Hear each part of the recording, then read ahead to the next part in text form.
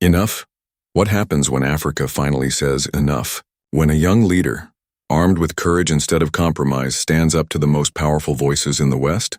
That's exactly what Ibrahim Traoré of Burkina Faso just did, rejecting Donald Trump's tariff demands and turning the global spotlight on Africa's fight for economic freedom. But this is more than a trade dispute. It could be the opening chapter of a historic shift that shakes the foundations of Western power. Lightning rarely strikes twice, but when Burkina Faso's leader, Ibrahim Traoré, publicly rejects demands from the United States under former President Donald Trump for new trade tariffs, the world can't help but take notice. That refusal wasn't a quiet diplomatic no. It was a challenge delivered with confidence, and on a stage loaded with history, expectation, and power. Traoré's announcement came at a moment when many think of global trade as dominated by the U.S., Europe, China, and increasingly Russia. The U.S., long accustomed to setting terms on trade tariffs aid, expects that when influential countries push, smaller or less powerful states yield. So when Traoré said, in effect, "We will not raise taxes on our own exports just because you demand it," it broke a mold. This moment is especially striking because it's not just about economics. It's a symbolic rupture. Tariffs have often been used not just as financial tools but as levers of influence. When powerful nations pressure others to raise tariffs or accept disadvantageous trade deals, they're also trying to preserve dominance.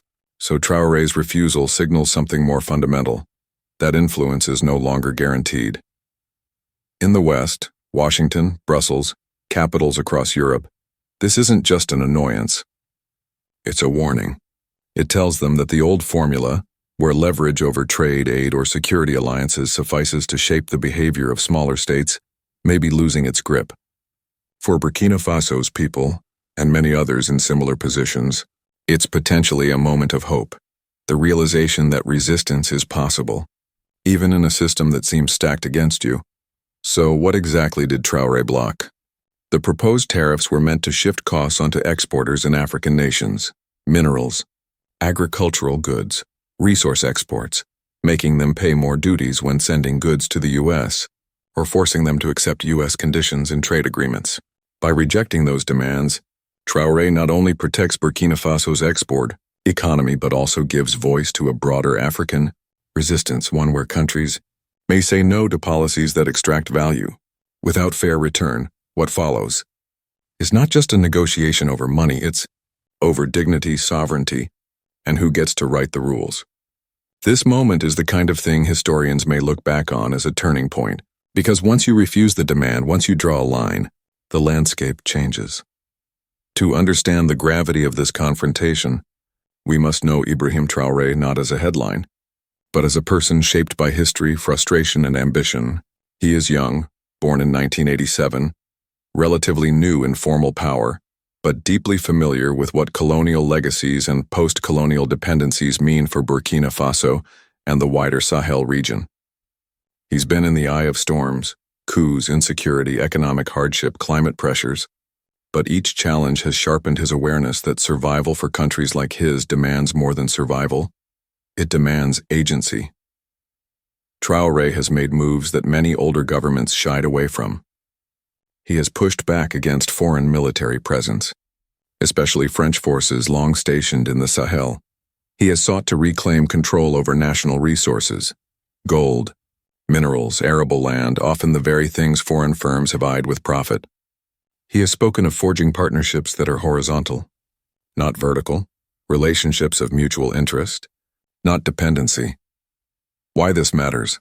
Decades of aid and trade from the West have often come with strings attached, loans that require certain policies, trade terms that favor importers in America or Europe, environmental or regulatory conditions that advantage foreign companies over local ones. For many leaders, rejecting such arrangements meant risking isolation, sanctions, or political backlash. Traoré appears willing to accept those risks. His popularity at home is mixed. On one hand, those who suffer from economic stagnation, poor services, weak infrastructure, or insecurity see hope in someone who speaks directly. On the other hand, the risk is high. If split from Western partners, Burkina Faso may find itself short of financing, military backup, or investment unless new partners step in credibly. But even that risk has a flip side. It forces diversification. As Western influence retreats or is challenged, Africa has options: China, Turkey, India, Russia, and South-South institutions. If Traore can show that those alternatives offer better terms, more autonomy, then his model becomes more appealing. And that's exactly what makes his stand bigger than Burkina Faso. It becomes a test case. Can a small, resource-rich country demand fairness and keep standing when the big powers push back? When a powerful country threatens tariffs, it's not out of thin air. It's strategic. To understand the dynamics, imagine trade like a game of influence. The U.S.'s economic machinery, its industries, political networks, and regulators, wants to secure advantages: cheaper raw materials, favorable trade balance, and markets for manufactured goods. Tariffs are a lever. Either you impose them on imports, or you demand them on others' exports in ways that benefit your own stakeholders.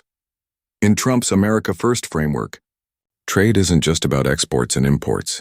It's about correcting what the administration sees as unfairness, or extracting advantage where there was disadvantage. And he's watched as African trade has increasingly shifted toward China: roads, ports, investments. China doesn't, in many cases, make huge moral or political demands. It makes deals. To counterbalance, pulling African economies back toward U.S. trade or U.S.-aligned partners becomes a priority. Tariffs are one tool for that. Concretely, the U.S. wanted higher tariffs on African exports, minerals, agricultural commodities, maybe even processed goods, in effect pushing Africa to import more U.S. products, or agree to trade terms more favorable to U.S. industry. It also wanted African cooperation in political alliances, resource security, and containment of rival influences.